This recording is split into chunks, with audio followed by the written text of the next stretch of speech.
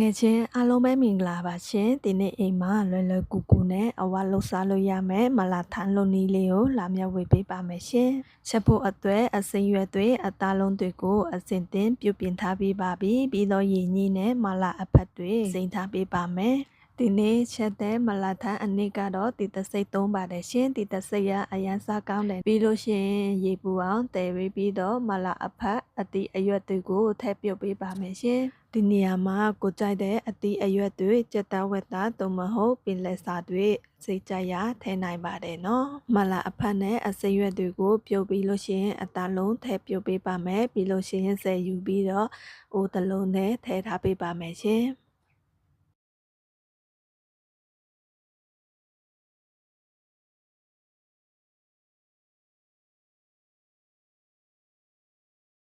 ပြီးလို့ရှိရင်မလာထိုင်းအရေးချက်ပါမယ်မလာအနည်းအိုးထဲထည့်လိုက်ပါမယ်ပြီးလို့ရှိရင်နို့စိမ်းထည့်လိုက်ပါမယ်တမအောင်မွေပေးပြီးတော့ရေတန့်ထည့်လိုက်ပါမယ်ရှင်ဒီမလာထန်းကအယက်တာပါပြီးသားမို့ဘာမှထည့်စရာမလိုတော့ပါဘူးเนาะဒီမလာတထုပ်ကို3ယောက်စားတော့စားလို့ရတယ်เนาะဒီလိုလေးစူပုလာလို့ရှိရင်မီးပိတ်လို့ရပါပြီရှင်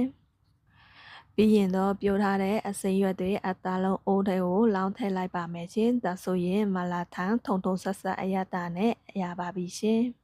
ဒီနေ့ကတော့ချက်ရတာလွယ်ကူမြန်ဆန်ပြီးတော့အရန်စားကောင်းတယ်เนาะကြိုင်တော့ like and share လုပ်ပေးပါရှင်